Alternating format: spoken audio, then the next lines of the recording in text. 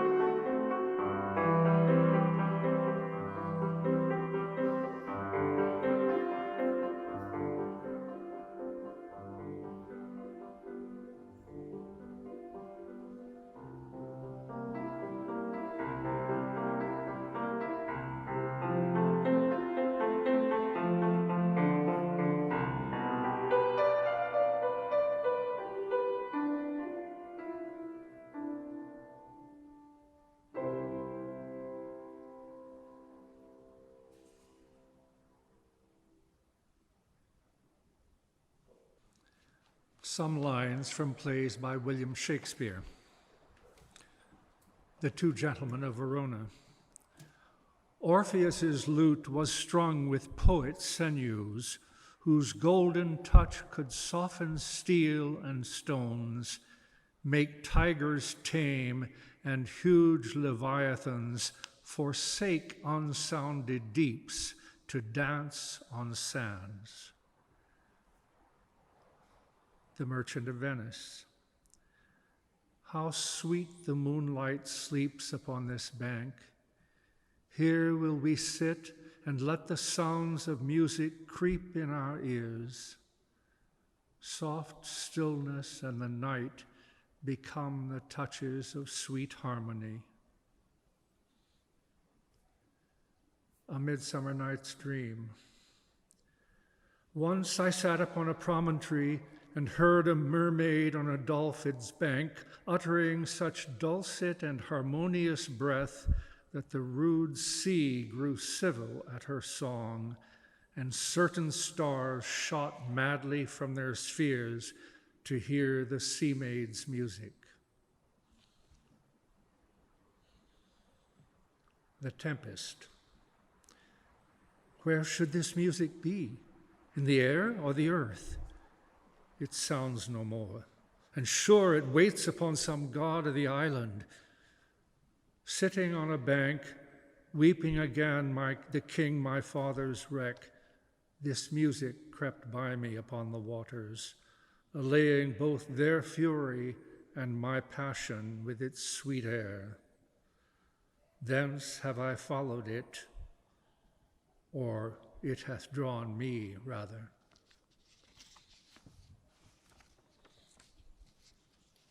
All is True, or Henry VIII. Orpheus with his lute made trees, and the mountain tops that freeze bow themselves when he did sing. To his music plants and flowers ever sprung, as sun and showers there had made a lasting spring. Everything that heard him play, even the billows of the sea, hang their heads and then lay by. In sweet music is such art, killing care and grief of heart fall asleep, or hearing die.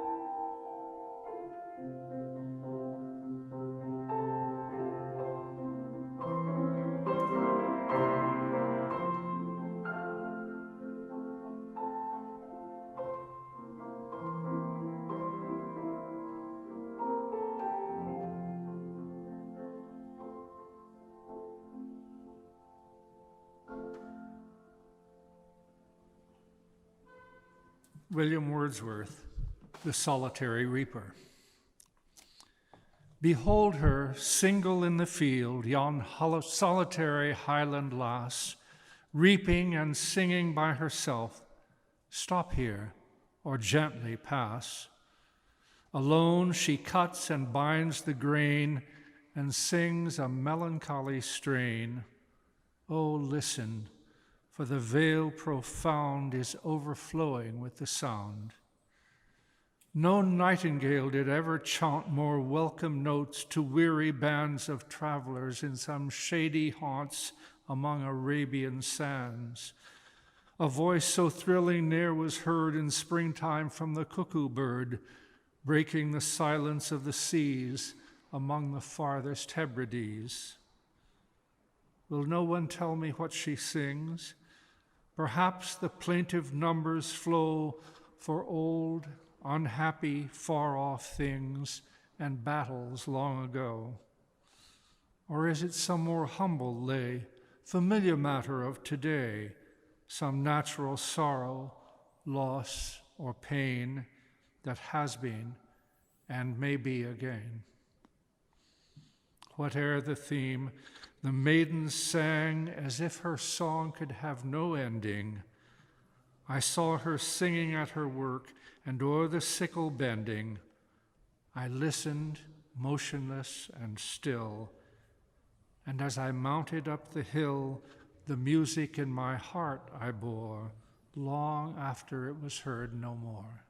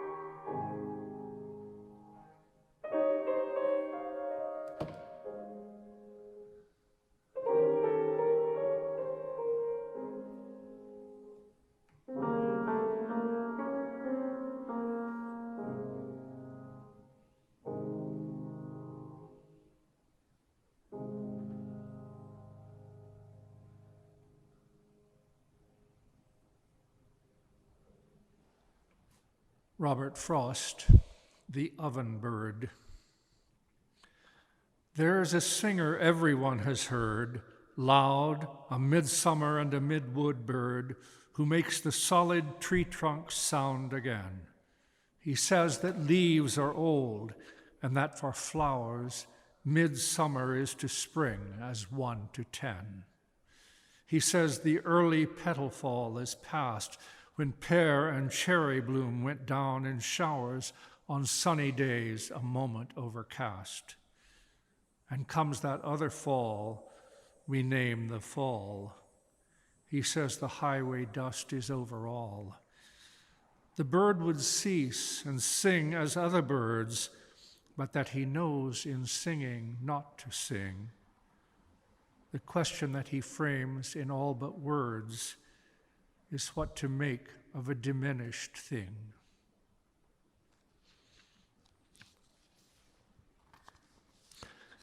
John Keats, Ode to a Nightingale.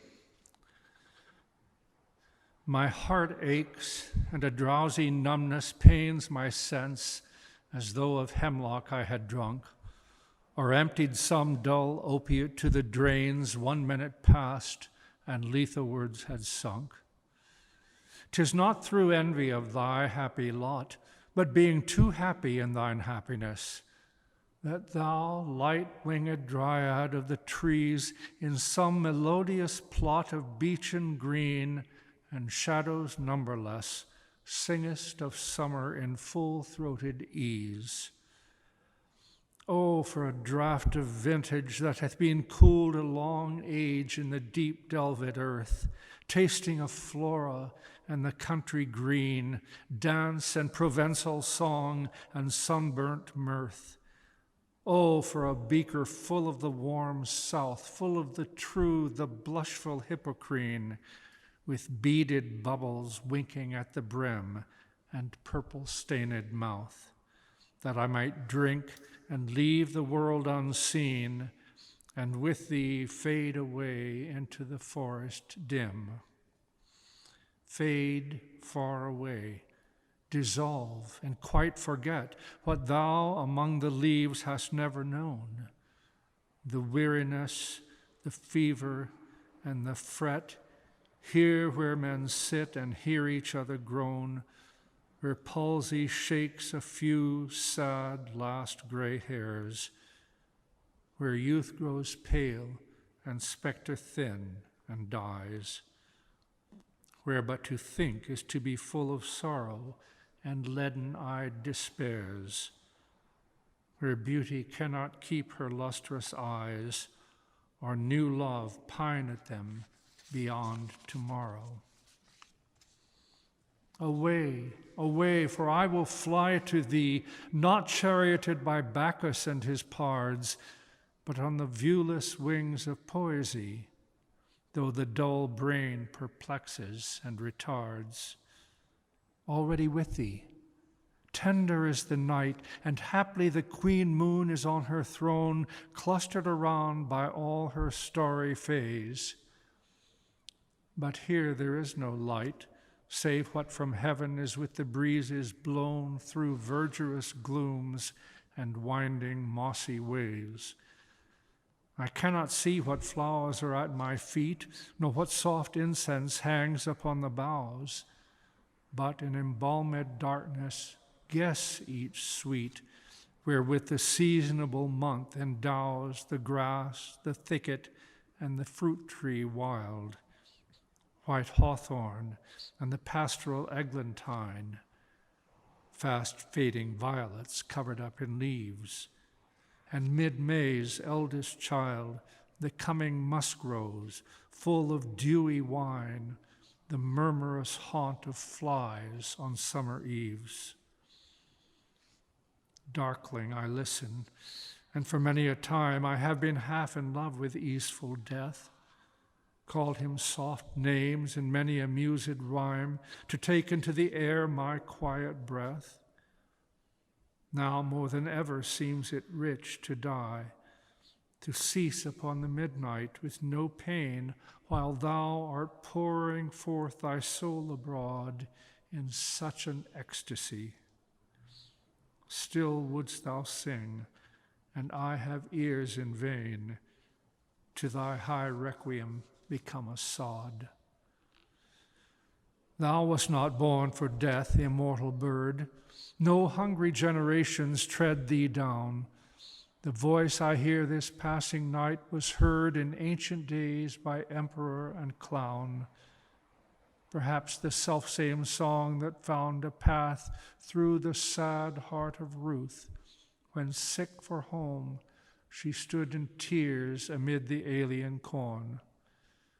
The same that ofttimes hath charmed magic casements, opening on the foam of perilous seas in fairylands forlorn. Forlorn. The very word is like a bell to toll me back from thee to my sole self. Adieu, the fancy cannot cheat so well as she is famed to do, deceiving elf. Adieu, adieu. Thy plaintive anthem fades past the near meadows, over the still stream, up the hillside, and now 'tis buried deep in the next valley glades. Was it a vision or a waking dream? Fled is that music. Do I wake or sleep?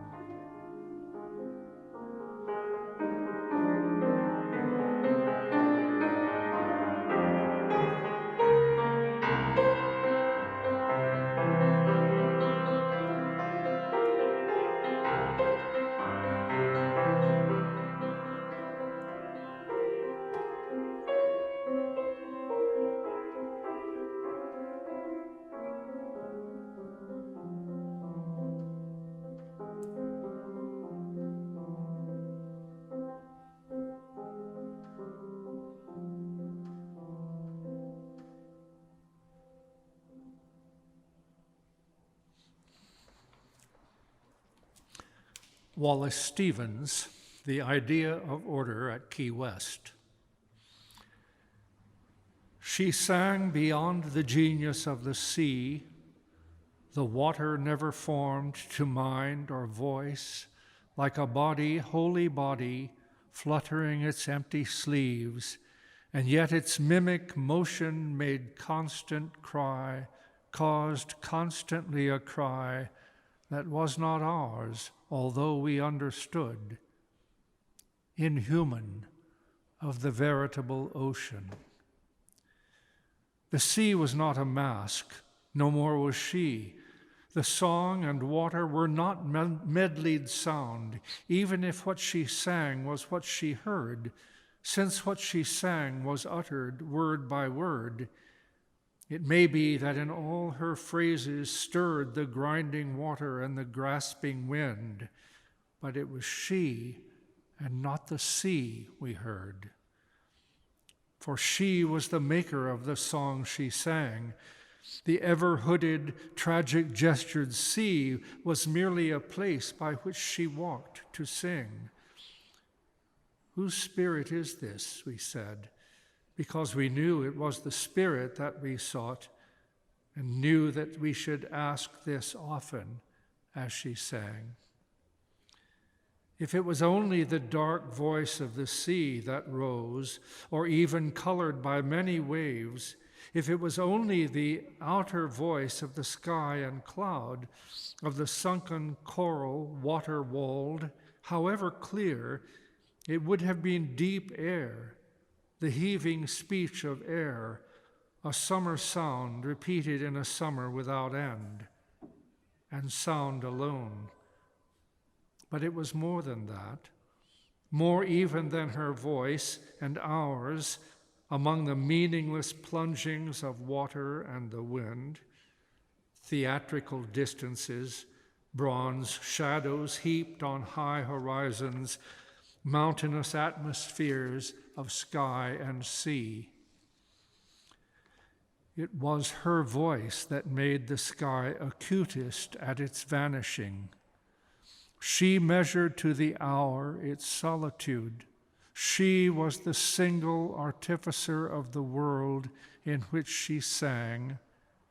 And when she sang, the sea, whatever self it had, became the self that was her song, for she was the maker. Then we, as we beheld her striding there alone, knew that there never was a world for her except the one she sang and singing made. Ramon Fernandez, tell me if you know why, when the singing ended and we turned toward the town, tell why the glassy lights, the lights by the fishing boats at anchor there, as the night descended, tilting in the air, mastered the night and portioned out the sea, finding emblazoned zones and fiery poles, arranging, deepening, enchanting night. Oh, blessed rage for order, pale Ramon, the maker's rage to order words of the sea, words of the fragrant portals dimly starred, and of ourselves and of our origins, in ghostlier demarcations, keener sounds.